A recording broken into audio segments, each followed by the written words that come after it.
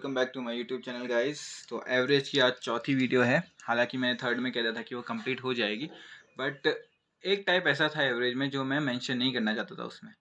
उसका रीज़न ये था क्योंकि अगर उसको उस जगह मेंशन कर लेता तो जितना भी उस पूरी वीडियो में तरीके बताए थे उससे थोड़ा हटके था वो, इसलिए ठीक है। कॉन्सेप्ट भले ही सेम है बट ये था कि वो थोड़ा अलग है। अलग क्या, थोड़ा सा हाई लेवल का है, इसलिए मैंने सोचा कि उसको इस वीडियो में बताऊंगा सेपरेटली। उसके 3 क्वेश्चन करेंगे। तो उससे पहले एक छोटा सा ब्रीफ कर लेते हैं कि हमने क्या किया, ठीक है। हमने एवरेज के बारे में पढ़ा, एवरेज होता क्या है, उसकी प्रॉपर्टीज़ पढ़ी। प्रॉपर्टीज़ पढ़ने के बाद थोड़ा बहुत जो नेचुरल नंबर्स के फॉर्मूले होते हैं उनके साथ हमने एवरेज को डील किया। दूसरी वीडियो में हमने एवरेज के टाइप शुरू किए, टाइप 1 और 2, ठीक है। 1 और 2 में हमने ये पढ़ा कि कहीं भी अगर ऐसा होता है कि एक कंप्लीट एवरेज का एक छोटा फ्रैक्शन दो हिस्सों में बढ़ जाए तो जो बचा हुआ या फिर ओवरलैप हो रहा है उसका एवरेज कैसे निकाला जाता है, ठीक है। फिर हमारी जो तीसरी वीडियो थी उसमें हमने टाइप 3 और टाइप 4 पढ़े। एक में था कि अगर कोई नया बंदा आता है, ठीक है, तो उस टाइम एवरेज में क्या मतलब उसके क्या क्वेश्चन बनते हैं, या फिर कोई नया बंदा जाता है तो उस टाइम क्या फ़र्क पड़ता है। आज जो लास्ट टाइप बनेगा, ये मैं इसको लास्ट टाइप इसलिए कह रहा हूँ क्योंकि ये है आपकी लास्ट वीडियो के कंबाइन टाइप।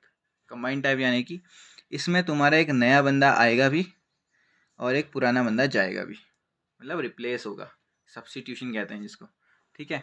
वो होगा और ये बहुत ही इंपॉर्टेंट है समझने के लिहाज से।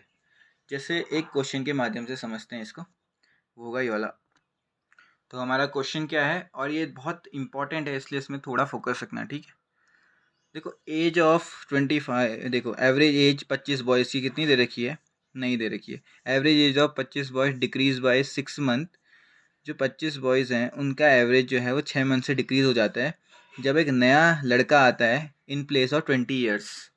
जो कोई होता होगा 20 साल का, उसके जगह पे कौन आ गया, एक नया लड़का आ गया। और अब मुझे बताना है कि इस नए लड़के की एज क्या है, ठीक है। तो हम कुछ नहीं करेंगे, जैसे पहले करते वैसे ही करेंगे।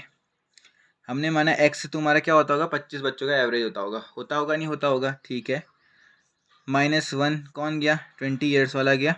+1 कौन आया, जो नया बच्चा है जिसकी हमें एज निकालनी है, अभी भी 25 ही रहे। और जो एवरेज है वो कितना हो गया, 6 मंथ से डिक्रीज़ हो गया। देखो डिक्रीज़ 6 मंथ से हुआ है, पर ये चीज़ समझने वाली है कि हम साल के हिसाब से काम कर रहे हैं और महीने को साल में कन्वर्ट करना है। 6 महीना इक्वल टू कितने साल, आधा साल। कैसे निकाला, 6/12 नंबर अपॉन टोटल, ठीक है। तो कितना हो गया, हाफ, इतना हो गया, ठीक है। पिछली क्लास जिसने पढ़ी है, अगर जिसने नहीं पढ़ी है, गो through that video, second third video में जाओ और आप स्टार्टिंग से देखो, आपको समझ में आ जाएगा, ठीक है। और जिसको समझ में आ गई है, लेट्स मूव फॉरवर्ड। आपको पता होगा कि मैं हमेशा इन वीडियोज़ में कहता हूँ कि जितना भी डिक्रीज़ होता है वो सबको बराबर मिलता है, ठीक है। तो ये सिचुएशन हमारी अभी तक बन रही है। अब इसमें समझते हैं कि ये थोड़ा अलग क्या है। देखो मुझे क्या निकालना है, मुझे निकालना है जो ये नया बंदा आया है इसका कितना मतलब एज है, मतलब इसकी कितनी एज है। तो मुझे एक बात बताओ, अभी तक जो हमारा ऊपर वाला जो कंडीशन दिया हुआ था कि 25 लोग हैं और उसका एक्स तुम्हारा एवरेज आ रहा है, तो इस एक्स के एवरेज को इक्वल कौन रख रहा था, सबके पास 25-25 आ रहे होंगे तब रख रहा था। पर अभी अभी हमें पता चला है कि एक 20 साल का लड़का यहाँ से चले गया है। तो कहीं ना कहीं इस 20 ईयर्स वाले लड़के ने उस एवरेज को बैलेंस तो कर रखा होगा। जब वो जाएगा तो कुछ ना कुछ कमी होनी चाहिए, और वो कमी पूरी कौन कर रहा है, ये जो नया बच्चा आ रहा है। ये नया बच्चा कमी तो पूरी कर ले रहा है, पर आधे आधे साल की कमी पूरी नहीं कर पा रहा है ये, ठीक है। आधे साल की कमी पूरी नहीं कर पा रहा है, तो इससे हमें क्या पता चलेगा, ये जो कमी है अगर इसमें से मैं इतना माइनस कर दूँ तो मुझे ये पता चल जाएगा कि उस बच्चे में एक्चुअल एज उसकी कितनी होती होगी। नहीं आ रहा है समझ में, तो फिर से मैं एक बार बता देता हूँ। देखो ये बच्चा जो था 20 साल का, ये पहले इस एवरेज को एक्स से मेंटेन करके रख रखा था इसने, ठीक है। अब ये बच्चा 20 साल का हट गया और इसकी जगह कोई एक्स मतलब वाई ईयर्स का आ गया, जिसके लिए एवरेज को संभालना मुश्किल हो गया क्योंकि 1-2.5 साल से कमी आ गई, ठीक है। 2.5 साल से इसकी कमी आ गई। तो सोच के बताओ, जो अभी तक मेंटेन रख रहा था, अगर मैं इसमें से इतना माइनस कर दूंगा तो इसकी एज आएगी नहीं आएगी, आएगी नहीं आएगी, आनी चाहिए, क्योंकि वो कमी जो उस बच्चे की वजह से आई है, अगर उसको मैं 20 से माइनस कर दूँ तो मुझे इतना पता चल जाएगा कि इस बच्चे की उम्र कितनी है। समझ में आया, कैसे आएगा, देखो ये 25 ये 1/2 यानी कि हाफ, पूरा 25 में बढ़ता है, ये तो मैंने आपको प्रीवियस वीडियो में बता रखा है। तो जाहिर सी बात है, अगर मैं 25/2 कर दूँ जो कि होता है 12.5। तो यहाँ से 7.5 आ गई नए बच्चे की एज। ठीक है, तो जाहिर सी बात है ना, इस चीज़ को समझना है, थोड़ा अच्छी से समझना कि जो 20 साल वाला लड़का था वो एवरेज को एक्स मेंटेन करके रख रहा था। ठीक है, एवरेज को एक्स मेंटेन करके रख रहा था, पर जब 7.5 उसकी जगह आ गया तो वैसे ही कमी क्या हो गई, और बढ़ गई, कमी बढ़ गई। कितने की कमी बढ़ी, 1/2 की कमी बढ़ी, जो सब में बराबर बटी। ठीक है, तभी मैंने क्या किया, जो कमी थी ना 20 उसको पूरी कर रहा था, तो अगर मैं 20 में से वो कमी माइनस कर दूँ तो मेरा जो एक्चुअल एज था उस बच्चे का वो आ जाएगा। आई होप आपको इससे समझ में आ गया होगा। नहीं समझ में आया तो आप एग्जाम को दोबारा गो थ्रू कीजिए बैक करके। ठीक है, आज मैं इसके 2 क्वेश्चन या 3 क्वेश्चन और कराऊंगा, और इसमें मैं वादा करता हूँ आपका तक समझ में आ जाएगा। ठीक, तो हमारा अगला क्वेश्चन क्या है, देखो। There are 50 students in a class, 50 बच्चे हैं एक क्लास में। One of them is weighing 50 kg, जो चले गया है। देखो 50 kg वाला चले गया है, एक नया बच्चा आया उसी की जगह पर। ठीक है, रिप्लेस वाला ही केस है। ठीक है, by this the average weight of a class increase by 1/2। जो एवरेज वेट था क्लास का वो 1/2 से इंक्रीज कर गया। नए स्टूडेंट का वेट निकालो। जाहिर सी बात है इसमें भी हमें वेट नहीं दिया गया है, तो मैं इसको एक्स ले लूँगा। 50 माइनस हो गया है -1, और +1 मुझे नहीं पता कौन है। ठीक है, तो मुझे बस इतना पता है कि टोटल अभी 50 ही है, पर जो वेट है वो तुम्हारा कितना हो गया है, 1/2 से बढ़ गया है। ठीक है, 1/2 से बढ़ गया है। अभी 1/2 किसके लिए बड़ा होगा, इन 50s के लिए बड़ा होगा। और अभी अभी मैंने बताया था कि देखो ये बच्चा जो था वो एक्स को क्या कर रहा था, बैलेंस कर रहा था। अब इस बंदे के पास इतनी वैल्यू और पड़ी है जो हर किसी को हाफ दे पा रही है। क्या दे पा रही है, हर किसी को हाफ दे पा रही है। तो जाहिर सी बात है वो 50 से ज़्यादा होता ही होगा। तो 50 प्लस हाफ 25 कितना हो गया, 75 kg उस बच्चे का वेट होता होगा। ठीक है, समझ में आया। 50 ये वाला 50 नहीं है। प्रीवियस क्वेश्चंस में हम क्या करते थे, प्रीवियस वीडियोस में हम एवरेज को लेते थे, एवरेज को ही एज इट इज़ वैल्यू लेते थे। क्यों लेते थे, क्योंकि एवरेज खुद अपने आप में इक्वल हुआ करता था। बट यहाँ एवरेज लेने की ज़रूरत है ही नहीं, क्योंकि यहाँ पे रिप्लेस हो रहा है, एक बंदा जा रहा है और उसकी जगह एक और आ रहा है। तो यहाँ पे जो बैलेंसिंग वाला फैक्टर है वो वहाँ पे जो जा रहा है उससे लेना ज़्यादा ईजी पड़ेगा। ठीक है, वरना आप करते रहना इसको बढ़िया लंबे फॉर्मूले से इजीली सॉल्व हो जाएगा। उससे भी 50x यहाँ मल्टीप्लाई करना, यहाँ इतना मल्टीप्लाई करना, माइनस करोगे तो आपको पता चलेगा कि कितना कम कर रहा है, कितना ज़्यादा चल रहा है, और उससे भी वैल्यू आ जाती है। ठीक है, कोई ज़्यादा हार्ड एंड फास्ट रूल नहीं है, और मैं इसको इसमें बताना नहीं चाहता क्योंकि मैंने प्रीवियस क्वेश्चन में सब में बता रखे हैं। तो अगर किसी को एवरेज का जनरल फॉर्मूला आता है तो they can go through that, and process बहुत लंबी है, कर सकते हो। ठीक है, तो इस क्वेश्चन को मैं फिर से समझा दे रहा हूँ। देखो 50 बच्चे थे, हमने एज्यूम किया कि उनका एवरेज वेट एक्स होता होगा, पर बाद में एक बच्चा चले गया 50 kg वाला, और उसकी जगह एक नया बच्चा है, मुझे नहीं पता कितना वेट का था वो, पर 50 kg, सॉरी 50 बच्चे अब भी हैं। अब उस 50 बच्चों में जब वो नया बच्चा आया तो जो एवरेज वेट था वो हाफ बढ़ गया। अब वो हाफ अकेले का तो नहीं बढ़ा होगा, अगर एवरेज का बढ़ रहा है यानी कि सबका बढ़ रहा होगा। तो मैंने क्या किया, सबका बढ़ाने के लिए इंटू 50 कर दिया, जो हमेशा करता हूँ मैं। तो मैंने कहा देखो जो पहले से मेंटेन कर रहा था ना, एवरेज को एक्स मेंटेन रख रहा था वो 50, उसमें कुछ ना कुछ इतना बड़ा होगा जिसकी वजह से ये हाफ आया होगा। तो जाहिर सी बात है मैंने उस 50 में हाफ ऐड कर दिया, तो 75 kg आ गया। पिछले वाले क्वेश्चन में उतनी ही कमी आ रही थी, तो मैंने उतना माइनस कर दिया, जिसकी वजह से मुझे उस नए बच्चे का जो भी एज थी या वेट था वो पता चल गया था। ठीक है, एक लास्ट क्वेश्चन और करते हैं और इसके बेस पे आपको समझ में आ जाएगा होपफुली। ठीक है, लेट्स ट्राई।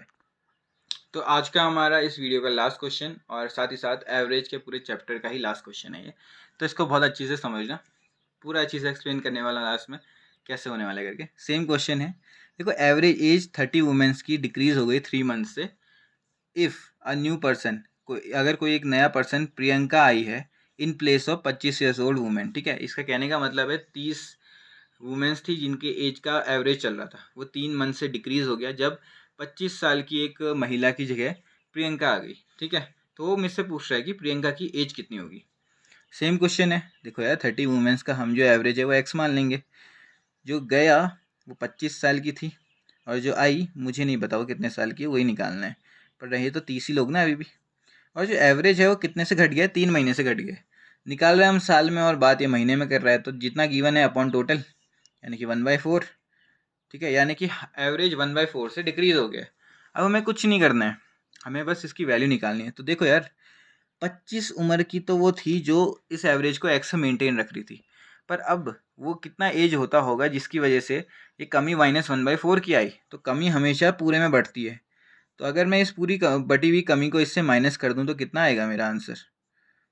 15/2 यानी कि 7.5 यानी कि 14.5 सॉरी 17.5 7 माइनस 24 17.5 हो जाएगा। इतने साल की कौन है? प्रियंका है। आई होप आपको समझ में आया होगा कि कैसे मैंने इसको निकाला। और अगर आपको कहीं पे भी डाउट होता है रिगार्डिंग एवरेज तो you can ask in the comment section. अब इसके बाद मैं आपको एक चीज़ और बता दूं, एवरेज के बहुत सारे क्वेश्चंस हैं, ठीक है, और हर कोई कॉन्सेप्ट या ट्रिक से नहीं बनता। कुछ के लिए डायरेक्ट फॉर्मूला लगाना पड़ता है और वो क्वेश्चन ही ऐसे होते हैं जो मेंस लेवल में आते हैं बैंकिंग के, और जो मेंस लेवल में आते हैं एसएससी सीजीएल के या सीएचएसएल के, ठीक है। उसके लिए कॉन्सेप्ट के साथ साथ फॉर्मूले भी स्ट्रांग होने चाहिए और उसको इम्प्लीमेंटेशन लगाना भी आना चाहिए। तो इन क्वेश्चंस की जितनी प्रैक्टिस करोगे उतना ईजी रहेगा। जो मैंने आपको टाइप्स बनाए हैं, इन टाइप्स को अगर आप गो थ्रू करते हो, कहीं भी क्वेश्चंस में देखोगे तो मैक्सिमम आपको यही तरीके और यही क्वेश्चंस मिलेंगे, कहीं भी देखोगे तो। मैंने इन टाइप्स को इसलिए इंट्रोड्यूस किया ताकि आपका कुछ ना कुछ टाइम बच जाए। ये को 1-2 सेकंड से बहुत फ़र्क पड़ता है। आपको मैं एक छोटा सा एग्जांपल देता हूँ। एक एग्जामिनेशन में अगर एक बच्चा बैठा है तो हर एक बच्चे को 60 मिनट मिलते हैं, 1 घंटे का अगर पेपर है तो।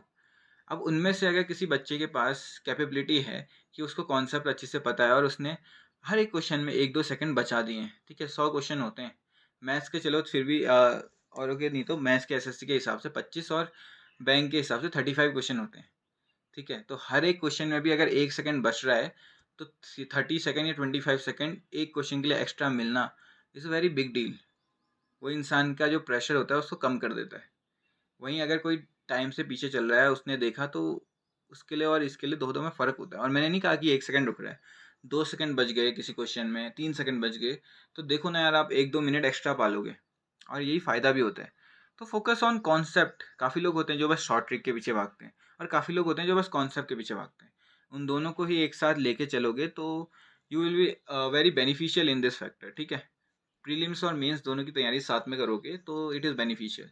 अब केवल प्रीलिम्स के लिए भागोगे तो प्रीलिम्स में भी अटक सकते हो, प्रीलिम पास भी हो गए तो मेंस भारी पड़ जाएगा, ठीक है। एक ही बार में करो, पूरी तैयारी करो, वापस पढ़ना ना पड़े करके। So this is all about average. इसके बाद जो नेक्स्ट मैथमेटिकल चैप्टर शुरू होगा वो होगा ratio and proportion, very important chapter. उससे पहले after completing average go through it's practice, जहाँ से जो बुक मिलती है practice through it. Kiran publication की मैथमेटिक्स की है वैसी बुक, उसको अगर गो थ्रू करते हो, उसके क्वेश्चंस बनाते हो, टाइप वाइज दिए हुए हैं, you will come to know कि मैंने मोस्टली जो इंपॉर्टेंट टाइप्स हैं वो इसमें कवर कर रखे हैं और फॉर्मूले सही से लग रहे हैं। अब ज़्यादा क्वेश्चन करने का फ़ायदा क्या होता है, ये पता चलता है कि जो टेढ़े मेढ़े क्वेश्चन होते हैं, देखो कभी तो हमें ये पूछा है कि ये प्रियंका की एज कितनी है करके, क्या पता प्रियंका की एज दी हो और मुझसे पूछा हो इसकी एज कितनी है। तो ऊपर नीचे करना, उल्टा सुल्टा करना, ये आता कैसे? जब बहुत सारे क्वेश्चन बनाए जाते हैं, ठीक है। So do practice and practice make you more perfect toward the perfection. Perfect कोई नहीं होता, पर वो परफेक्शन की तरफ परफेक्ट करने लग जाता है, ठीक है। So go through that and please like and subscribe, ठीक है। उससे मुझे भी मोटिवेशन मिलती है। I have seen that many of the people who are not subscribing to my channel are watching my videos. आप एक काम कर सकते हैं, बिना पैसे के सब्सक्राइब बटन पे क्लिक कर सकते हैं, that is very beneficial for me as well. मुझे मोटिवेट करेगा वो, ठीक है। अप्रिशिएशन करना is one of the best quality of a person, तो कर सकते हैं और वो औरों को मोटिवेट करता है, ठीक है। So I will be looking forward for the next videos, ठीक है।